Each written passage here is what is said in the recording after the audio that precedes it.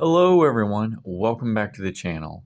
Today's going to be a little bit of a different video. I'm actually up for work vacation, so if anything sounds a little bit weird or the reason why the formats are a little bit different, it's only because I'm not at my usual editing area, so I do apologize for that.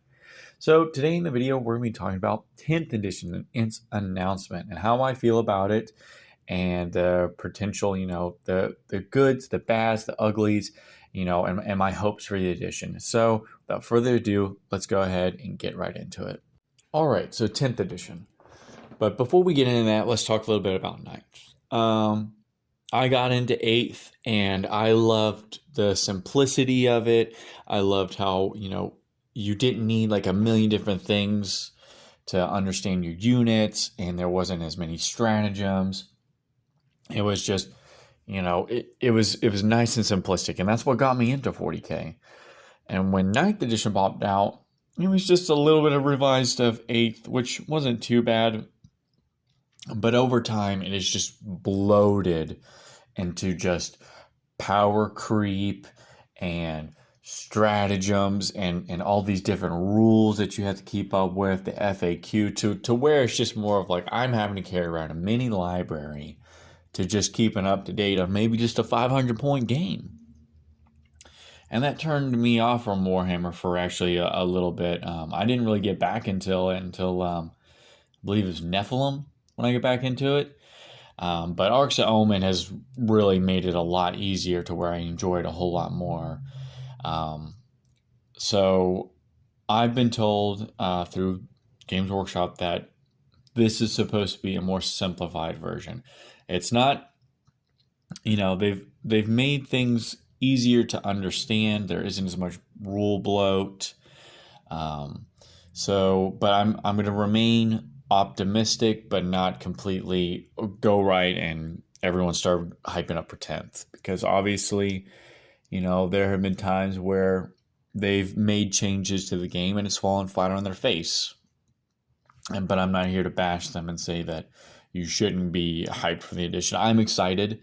I think what I've seen for the most part is very good.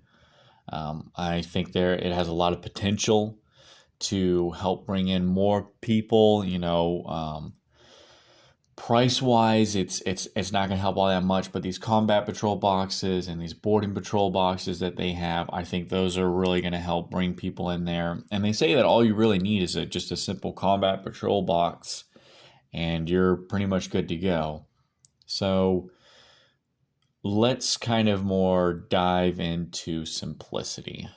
Simplified, but not simple. What does that mean? It means that, much like I just recently discussed, the rules have been simplified to where it's easier to understand, and you're not taking 20 minutes to find, one specific rule for your unit. Simple refers to it just being pick a unit, move unit, shoot unit. Obviously, it's not going to come down to almost like one-page rules simple where, it's like that. And I'm not bashing one-page rules. I actually have played their games a couple of times, and I actually find their, funny enough, simplicity of their rules very entertaining. But what Games Workshop wants for their simplified version is they want people to come more into the hobby so that they can spend their money on it. But obviously the rules bloat and all that stuff has made it to where they look at this and they say, yeah, I don't know how to understand that. I'm not here to get a PhD just so I can learn to play my army. And I don't think you should really need that. It's very obvious. The way I like to see it, it should be easy to play but difficult to master. Kind of like the Mario N64 game, if anyone ever played that. I never played it myself, but I always seen these crazy speed runs of like how these people went out of their way, stuff that was never even meant on how to play the video game, of just trying to beat the time to complete the game in insane levels. But we're not here to talk about Mario. We're here to talk about Warhammer. And I think the way that they're going about simplifying the game is both good and bad. I think the amount of stratagems that each army gets is good. Um, Having, instead of 3 pages of stratagems, of which you probably maybe used half a page's worth, now down to 6 is really good. My only criticism is that if your 6 stratagems suck, your army's kind of screwed on that, you know. Um, and if they're all the same stratagems, like if they just call it something different, whereas like I don't know, uh, you can reroll all bolt guns for a Space Marine unit, and then you go over to Astra Militarum, so you can reroll all las guns. Well, it's just basically the same thing, but you just flipped it around and you just changed the gun or the weapon type's name. I think each stratagem should have a little bit more flavor, especially now that they are only down to 6. Like, each of these stratagems should be enough to where it helps you get a little bit over in the edge of the game, but not enough to where I have to resort to these every single game to win, to win the game or win the match. Stratagems are kind of like a mixed bag for me. I think they can be good, but I don't think that it should be something you heavily rely on. You don't see the Space Marine in the books or the animations. They're like, I cast transhuman on myself, and you can't hurt me as much. You don't go walking into that. I just hope that with these stratagems that they've got them nice and concentrated, to where they are both flavorful but not worthless. The removal of the psychic phase and the morale phase. So, funny enough, I had just started a new army, and it's Thousand Suns, because I wanted to play psychic wizards, and I wanted to see what it was like having a huge psychic army. And funny enough, they just got rid of this, and they have now combined the psychic,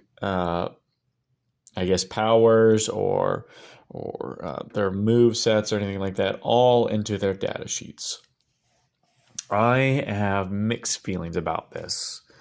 For one, now that I started like a Thousand Sun army, they're heavily relying on the psychic phase, so to speak. And, they have a lot of psychic abilities.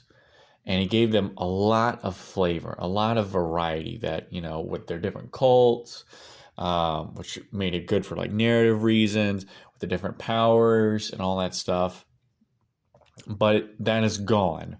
So unless they plan on making these data sheets almost full pages, which I'm told that they're not even full pages. They're like little index cards that you got when you were in school, when you would study for tests. But I feel like that can sometimes lose like a lot of flavor for like high psychic armies. So like Thousand Suns, Grey Knights, Eldar, Space Marines a little bit, Tyranids. They lose a lot of variety. I feel like it's just going to be nothing but, everyone's just casting like Smite or something similar to Smite. And I feel like that has lost a lot of flavor. I don't really understand the reason of why they would want to remove it. I felt like the psychic phase was kind of a necessary phase to keep. But again, I haven't played 10th, so who knows? Maybe they might find a way to combat that to where it does feel unique. That's what I would say like is a worry. I mean, it's nice it's all on a data sheet, but like I said, with it being on a data sheet, I think a lot of flavor is going to be lost. So we'll see. Morale phase, on the other hand, I'm kind of glad that it's gone. It honestly didn't really have a whole lot of necessity into my games. At least in the games that I played, where I was just, I never lost enough guys to be affected by morale, and if there was, it was just, one guy. So I'm kind of glad that they have done away with it. Now, they said they're replacing it with something similar to AOS's Battle Shock, I guess. I've never played AOS, and I've never really watched a game of AOS, so I don't know the mechanics of it, but they said it's something similar. So we'll just have to see how that goes.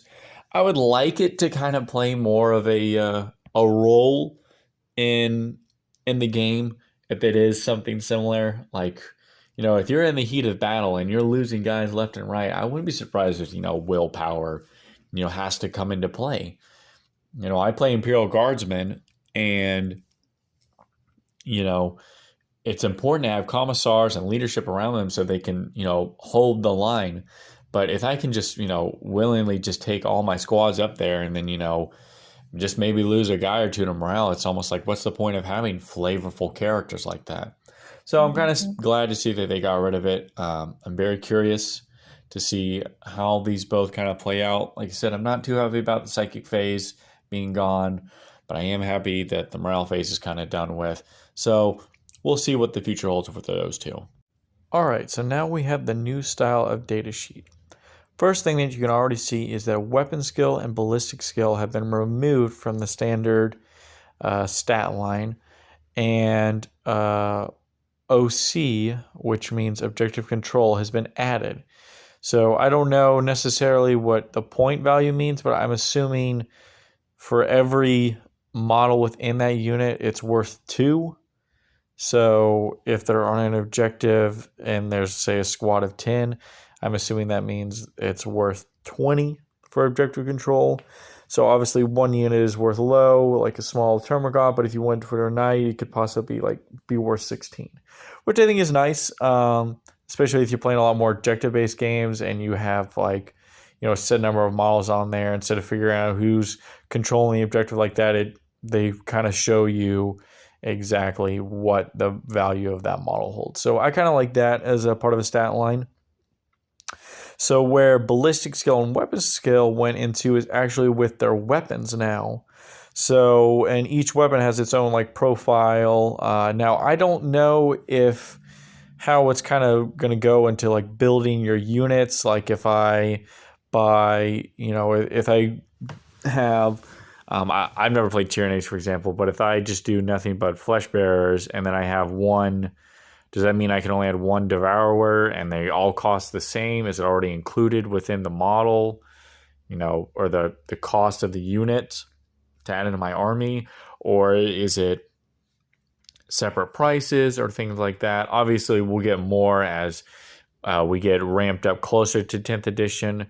But overall, I kind of like it. It's nice and simple. You see all the abilities right there. You don't have to look in the back of stat lines or the super faction rules, or it's in a stratagem somewhere. It's all right there on the data card for you. So I feel like the simplicity of this is so much better. However, this isn't a psychic unit, so we don't know how it's going to look for them. So it could be a little iffy on that part. But overall, I think this is nice and simple for what it is. Hopefully, they can keep everything simple like the way they are, like with characters or psychic units or vehicles or monsters or anything like that. But like I said, time will tell. But from what I see right here, I think it's a good start. And these are just some additional things that were announced at Adepticon. Nothing too related to 10th, but some here and there. So, for example, we've got Lionel Johnson. Really like his model. I think he looks pretty cool.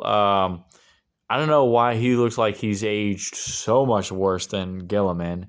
Maybe it's supposed to the fact of how he's just a grizzled soldier now and he just feels defeated, much like Gilliman, but they wanted to show more of his age. But overall, looks pretty good. I don't know if I'll get him. That's if I have the time to do a Dark Angels army, but if I do, it's not going to be standard Dark Angels I would do in a successor chapter. So I might do a different scheme for the line. But overall, I like the model. All right, up next we got the quote-unquote Primaris Terminators. Even though they're not Primaris Terminators, they just are probably upscaled. I like them. I think they stay true to the form. I've never owned any Terminators before. I've always wanted to, but I just haven't had time around to acquire any. But I like them. It's kind of weird how they don't say that only firstborn can enter them or primaris can enter them. So I don't know if they're doing away with that term. I don't know that it's very confusing. But overall, I like the direction they went with it. It makes me wonder, you know, are they doing away with firstborns, or are they actually going to keep them? Because obviously Terminators are part of the firstborn. It's very interesting. So overall, great unit. Can't wait to see what they look like on the table. And then we have the sculpts for the new Termagants. Never was a Tyranid player, sorry. But I could always see these like with my friends that play Tyranids, and I think these are a vast improvement. Definitely look like the more modernistic model lines have been updated and stuff like that. Hopefully a lot of the mold and sprue lines are cleaned up. So looking forward to seeing them on the tabletop. I won't really play them because I already have Guard, which is a Horde army, so I'm good. But if you're a Tyranid player, I'd highly recommend you get these. Final thoughts. I'm really looking excited forward to this edition. I think for a casual player who just wants to have some pickup games and not worry about having to memorize everything from here to Timbuktu about your army, I think this is going to be a good start. I hear they're doing a clean sweep of everything to where everyone starts out on an even playing field. I guess they did that for 8th edition as well, but I wasn't there for around the time it started. By that time, everyone pretty much had their codex. So I'll be interested to see how these indexes work. Nice to see how the data card sheets will also work. Hopefully, we won't have to wait around as long for codexes, because that was a bit of a shell shock, because pretty much the flavor of the month was basically waiting for your new codex to come out and then realize how broken it was, and then they had to nerf it back in submission. So I hope that GW can really pull it together by really making this simple and not so much of a power creep. But that is really it, guys. I hope you enjoyed the video. Like I said, it's a different format because I'm away for work and stuff like that. But feel free to like the video, subscribe, and comment, as it helps build the channel. We're well on our way to 500 subscribers, so I really appreciate it. But that is it, guys. I will see you next time.